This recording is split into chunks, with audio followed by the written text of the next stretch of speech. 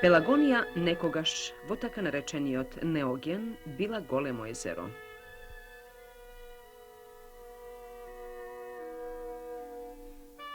Преку Скочевирската клисура, која се наоѓа во Битолскиот дел, и преку Мариово, водата истекла кон Тиквешијата, односно кон Егејското море.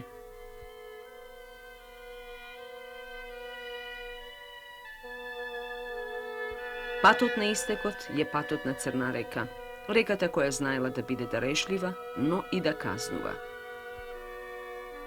Казните секако биле почести, па народот неслучајно и го дал тоа име. Се до пред 2 децении, на големи површини каде што сега се плодни ораници, царуваа мочуриштата. Повлекувањето на водата ослободи почви кои даваат богата родност и се лесни за обработка.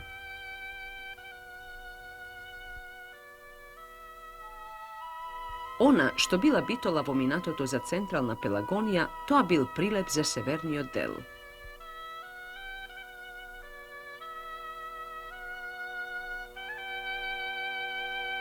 И покрај тоа што прилеп се наоѓа релативно далеко од стратегискиот пат Вија Егнација, интересот да се доминира и со тој дел на Пелагонија не бил мал.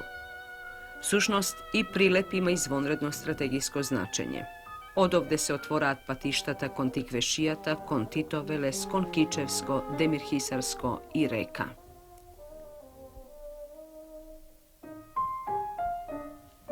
Најстари траги на животот на човекот потекнуваат од неолитот во Пелагонија. Таа епоха траела од 5000 до 2600 година пред новата ера. Меѓу позначајните локалитети секако е Пештерица која се наоѓа на околу 7 километри од прилеп од десниот брег на Ореовечката река. При повлекувањето на Вештачкото езеро што овде е подигнато, односно по искористувањето на неговите води за наводнување на тутунот, локалитетот Пештерица може да се забележи. Кога езерото е полно, тој е подвода. Овде е пронајдена населба од еден слој. Биле пронајдени земјеници, кои всушност биле стамбени објекти. Пронајдена и керамика изработена со дебели ѕидови.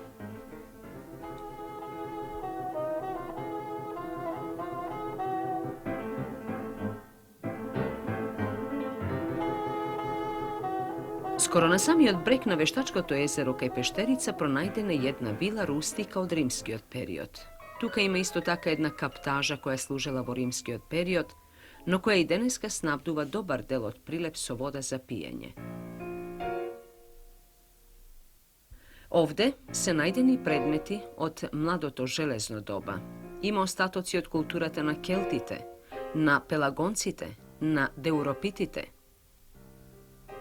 Всушност, по името на племето Пелагонци, и рамнината го добила своето име, но не може со сигурност да се каже потеклото на племето Пелагонци.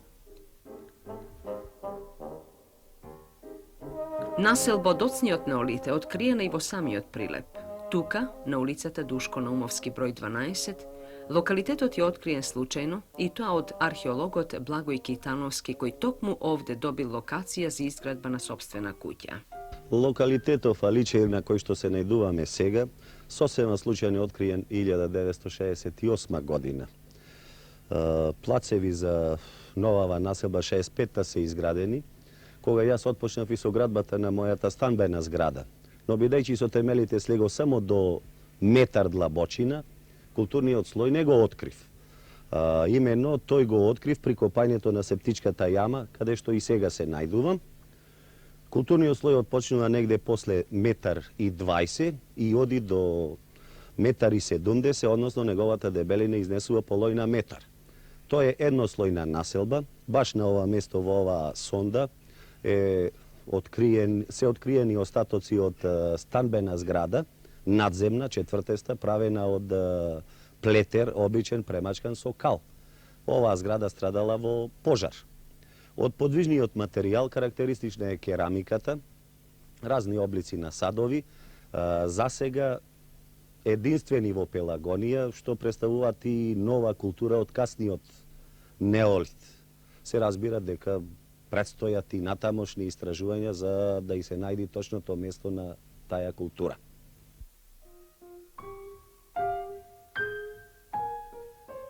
Кога станува збор за историското минато на овој дел на Пелагонија, посебно внимание привлекуваат марковите кули кои гордо се издигнуваат меѓу грамадните стени. Марковите кули всушност биле некогашен град тврдина, кој имал доминантен поглед над Прилепско поле. Стратезите за одбрана на населбата ја изградиле со високи ѕидови од сите страни, а се труделе до максимум да ги обезбедат влезовите и да не дозволат продирање на евентуалниот непријател.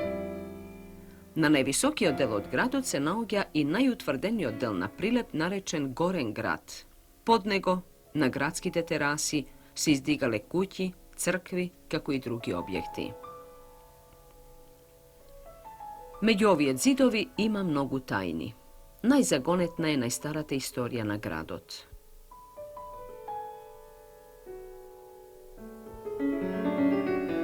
Како зрел феудален град, Прилеп израснува некаде во 10. век, кога станува значаен воен пункт за поширок дел на Пелагонија. По подмолното убиство на Гаврил Радомир во 1015 година, Пелагонија е зафатена од војни и грабежи. Но борбите за слобода од страна на обесправеното словенско население не престанувале. Во 1334 година, српскиот владетел Душан го завзел Прилеп, а тука, според одредени историски податоци, престојувал неколку пати. Нешто подоцна, во 1366 година, Волкашин се прогласил за крал на една територија што се протегала од Призрен до Костур. По загинувањето на Волкашин и на брат му Углеша во борбите против турците, со Прилеп и некои делови од југозападна Македонија управувал Марко Крале. Без сомнение, тоа е една од најопеаните личности на нашите народи од тоа време. Народот го овековечил, величајќи неговата јунаштина, способност, храброст, слободолюбивост, праведност. Историски Марко Крале имал функција на турски вазал.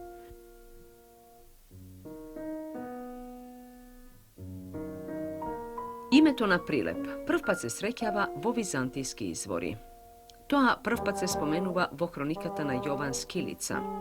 Се предпоставува дека името потекнува од крајот на 11. век. Се исклучува можноста тоа име да било употребувано пред доаѓањето на словените во овие краишта. Во потврда на ова се споменува дека треба да се имаат предвид имињата на селото Прилеп во Метохија и на градот Прилеп, кој е забележан во средновековната босанска жупа Бистрица. Се предпоставува дека името Прилеп му го дале словените, зашто населбата била прилепена на извесен начин до градската тврдина, која е создадена уште во 2. век од нашата ера. Некогашниот средновековен Прилеп всушност тоа се Марковите кули. Селото Варош пак води потекло од некогашниот прилепски подград.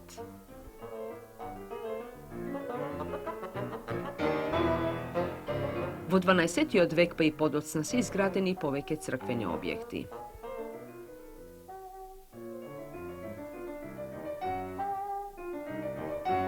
Најстари цркви се Свети Никола, Свети Димитрија, како и манастирот Свети Архангел Михаил. Во овој манастир е направен еден од најстарите кирилични надписи во Македонија. Импресионира богатството на фреските. Интересно е да се спомене дека веќе во 12. и 13. век се забележува забрана на текстовите на ѕидовите да бидат пишувани на старославјански, туку да се пишуваат на грчки.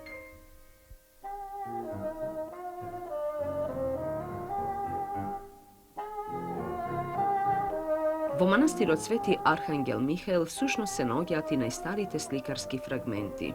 Тоа се овие живописни фрески, оштетени со доградување на манастирот и неговото адаптирање за црковни цели.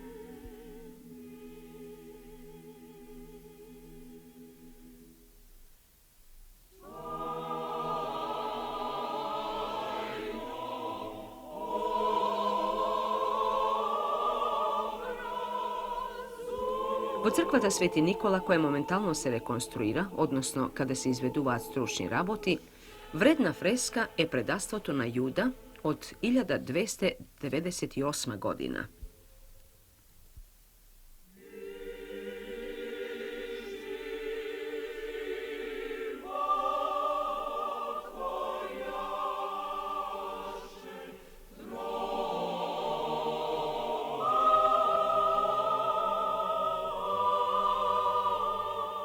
I deneskavo Prilep ima mnogo ostatoci od minatota, особено od времето на турците. Srednovekoven Prilep, na primjer, imal 77 crkvi i manastiri. Ovdje vo centarot na gradot ima jedan star gradski zid okružen so parkovi i zelenilo. Poteknu od 15. vek, a to je delot nekogašen An. Tuka najčesto nokjevale dubrovnički trgovci so tutun, vosok i drugo.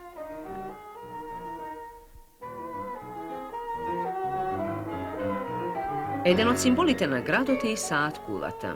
I ovaj objekt govori za neobičnijot duh na Prilepčanite. Ovdje je napišana so arapski jedna mudrast. Čoveku, ne raduvaj se na moje to očekuvanje, zašto so seko je moje očekuvanje, ti se skratuva životot. Vo tursko vreme nadaleku bile pročujeni prilepskite panagjuri koji po tradicija se održuvale na praznik od Mala Bogorodica i trajele od 15 do 20 dena. Panagjurite prestanali da se održuvat v 1876. godina. Na njih sega podsetuvat samo sabotito, odnosno pazarnite denovi vo Prilep. Koga konkrajot ne minati od veke vrejite koji živejele vo Prilep počnale ekonomski da zajaknuvat, Prilepčani se poslužile so mudrost. Napravile pazarnite denovi da bidat vo sabota, a ne vo petog. So to im je odzele rabotata na evrejite koji vo sabotite ne rabotat. Gradot rastel i opajal vo zavisnost od uslovite. Vo 17. vek Prilep se opišuva kako bogat grad so 10 mala, 1000 kući i čaršije so 200 dutjani. Ona što je posebna karakteristika na Pelagonija v ovoj region, to je tutunot. Zato ja posjetiv me postojanata izložba na tutun v ovoj grad. Na 13. oktombri 1492. godina Hristifor Kolumbo zabeležal vo svoj dnevnik deka pušenje to predstavuva magičan obret na indijancite, pa od Evropjanite prvgo probal tutunovio čat. V 1559. godina francuski ambasador Jean Nicot je osjetil magičnost na tutunot prenesen vo 16. vek od strana na Špancite i Portugalcite, pa go donesol na francuski dvorec. Na francuskata kraljica Katarina Medici to i podaril tutun vo forma na burmut, so cel da se leči od migrena. Vo čest na ovoj potekne Jean Nicot, botaničarite na tutunot mu go dale ime to nikotin. Na balkanski poluostrov tutunot je prenesen od Dženova i Venecija. Seres i Prilep, ušte vo tek od 1571. godina se spomenuvat kako tutunski regioni. Konsumiranje to na tutunot brzo se proširuvalo, i to ne samo so pušenje, tuku i so džvakanje i šmrkanje. Mnogo eksponati vo muzeju podsjetuvat na to.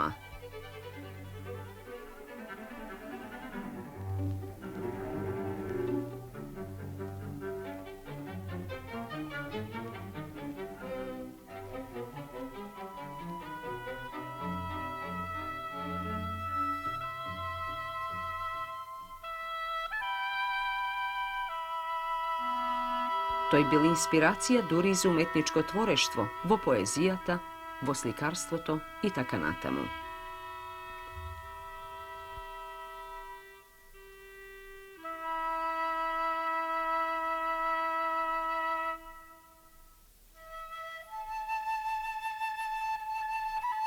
Najstarata zgrada, koja je služila kako sklad za tutunot od 1873. godina, sopstvenost jedna tursko-francuska firma, i deneska stoji vo dvorot na tutunski od kombinat. Vo 1925. godina proizvodstvo to na tutun vo Prilep i Prilepsko iznesuva 1500 toni. Deneska vo Prilep i Prilepsko so tutun se zanimavaat 13.000 tutunoproizvoditelji, a godišno to proizvodstvo iznesuva 7 milioni kilogrami. Najgolem delo tutunot se prerabotuva vo sopstvenata fabrika. Gradot raspolaga so najsovremena fabrika za cigari vo Jugoslavija, koja so svojto proizvodstvo često je prisutna i na stranski od pazar.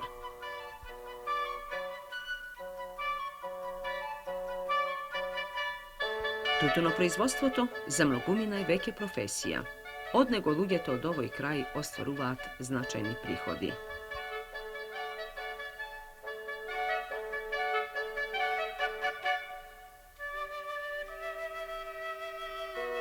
Секоја година Тутунски комбинат од Прилеп организира такмичење за најдобри производители на тутун. Миналата година јас како млад производител се пријавив за тоа такмичење. И доспеав меѓу многуте пријавени, зедов и трета награда, машина за шиење тутун и по една значка, тоа е исто така. Постигнав, имав засадено негде околу 5 декари. Од тие 5 декари извадов 970 килограми. Тоа беше Дончо Илиевски од селото Тополчани. Вонредниот интерес за производство на луѓето од овој крај го истакна и Борис Карабелевски од истото село. Покрај климата и почвата, одличниот квалитет се постигнува и со долгогодишната традиција во одгледувањето.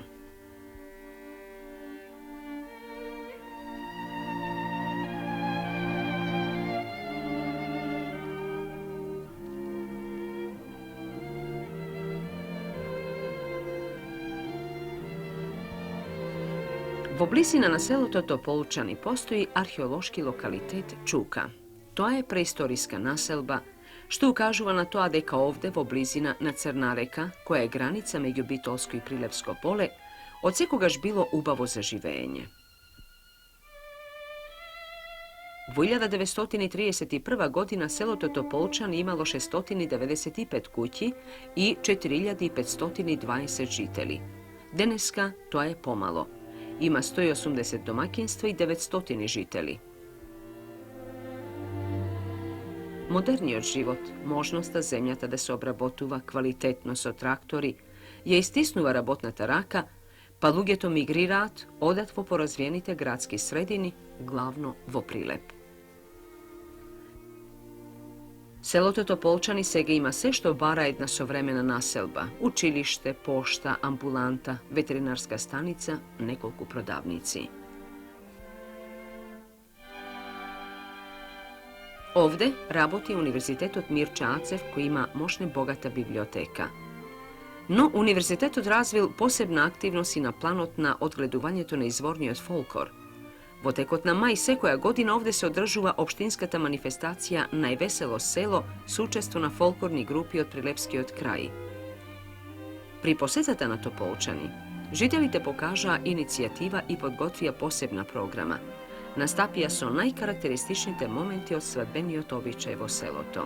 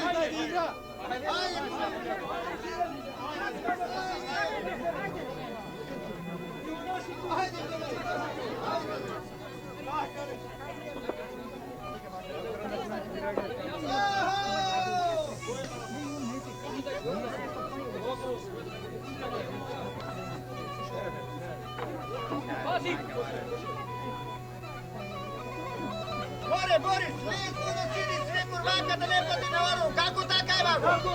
Ова да плати. Чуј, нема да види, него да стари. Како прави, како така?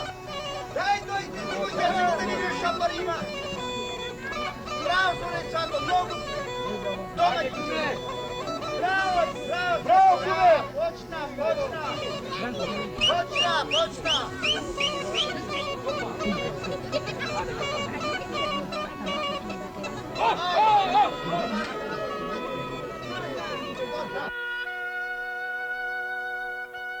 Likot na Pelagonija во прилепски оддел откорен je izmenet во последниве 20 години. Тоа го возможи одводнувањето на ова богато поле и регулацијата на Црна река и незините притоки. Земјоделството е интегрирано во единствен земјоделско-индустријски комбинат. На површините на комбинатот се добиваат високи приноси, особено кај пченицата. Оваа година, на пример, на една површина е остварен принос од 10.000 килограми пченица на хектар. Механизацијата овозможува современа обработка, а обработката високи приноси. Комбинатот го развива краварството, овчарството и другите дејности.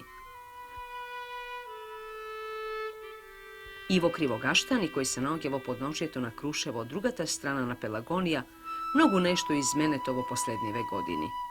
Овде разговаравме со председателот на местната заедница Дончо Станчевски. Кривогаштани е населба со над 500 домаќинства со околу 3000 жители.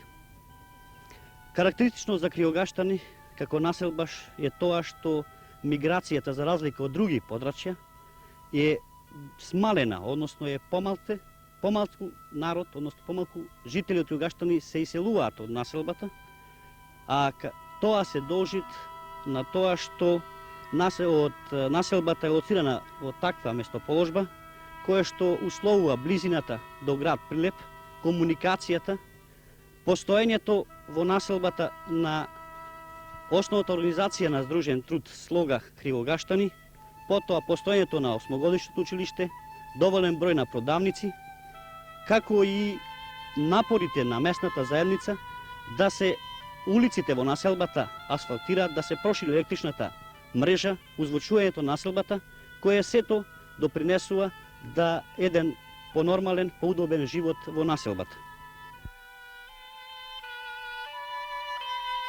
Ова е патот за Мариово. Патот што го градат младинските работни бригади. Тоа е пат кој отвара светли перспективи не само за пелагониските села, покрај кој минува, туку и за прилепскиот дел на Мариово. Тоа е пат кој ќе овозможи побрза експлоатација на богатите наоѓалишта на неметали, на шумите, но и пат кој ќе го врати животот во овој крај, кој ќе ја спречи миграцијата. Покрај тутунот Прилеп е познат и по нешто друго. Тоа е мермерот. Стоби, Хераклеја и други населби од античкиот период градени се со мермерот прилепско. Најпознат е Сивец, кој по својот квалитет му конкурира на Карара од Италија. Всушност ова е најпознат бел мермер во Европа. Големи блокови патуваат на сите страни, како во западните, така и во источноевропските земји. Овој мермер го купуваат и самите италијани. Има вонредна примена во градежништвото, а е добар и за уметничко обликување. Годишно се експлоатира по 5500 кубни метри блокови. И покрај тоа што Сивецот е користен со векови, има големи резерви. Организацијата за експлоатација на мермерот е формирана во 1950 година, а денеска таа е веќе мермерен комбинат. И покрај тоа што се работи за вонреден квалитет на мермер, еден податок посебно ни беше интересен. Имено, за да може да се искористи блок од 3 кубни метра мермер, би требало да се исфрлат 100 кубни метра отпадок. Прилепскиот мермер го краси и самиот град. На иницијатива на Центарот за современа ликовна уметност овде се одржуваат неколку значајни манифестации.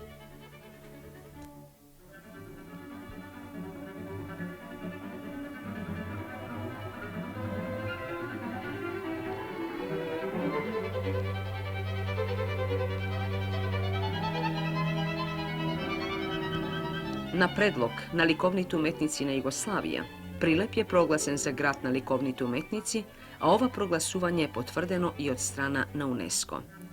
Голем број познати имиња, како што се Колет, Паразио, Иткин од Соединетите Американски држави, Вили Боси од Италија, Жиро Сугавара од Јапонија, Доминик Лабови од Франција, Левон Tokmadžijan od Sovjetski od Sojus, kako i site makedonski i jugoslovenski skulptori gostuvale vo Prilep i ostavile ponekoje svoje ostvaruvanje. Центарот за современа ликовна уметност при Народниот музеј во Прилеп е формиран пред 20 години. Тој денес опфаќа 5 ликовни манифестации. Најстарата ликовна манифестација, Интернационалната сликарска колонија, е формирана 1957 година. Од незиното формирање до денес на неја учествувале негде повеќе од 160 сликари од земјата и странство, кои оствариле преку 220 слики во најразлични техники. Во незината работа од 1970 година учествува и по еден журналист или историчар на уметност која прати работата на колонијата. Учесниците на колонијата се сместени во конакот од манастирот Свети Архангел Михаил. Колонијата традиционално започнува на 1 август и трае 21 ден. Учесниците кои што доаѓаат на колонијата се обавезни да на истата остават најмалку по едно нејзино дело. Слободата на уметничкиот израз како да сака на символичен начин да ја представи вековната борба на народот од овој крај за сопствена слобода. А мермерот, под дејството на уметничката рака, знае мощно импресивно да ја прикаже таа борба. Овде, на могилата на непобедените, тоа најдобро се чувствува. Се чувствува тоа и во алејата на непобедените. Зборуваат спомените за многу настани. Прилеп имаше развиено комунистичко и синдикално движење меѓу двете светски војни. Слободарскиот дух особено беше разгорен по фашистичката окупација. 11. октомври, полицискиот учесток, првиот истрел, пат кон слободата, пат полеан со крвави борби, пат кој овозможи остварување на вековните идеали. Живее сето тоа во Прилеп. Живее во спомениците, во напишаните текстови, но најмногу во самите луѓе. Во годините по ослободувањето прилепчани направија нивниот град да биде гордост на Пелагонија.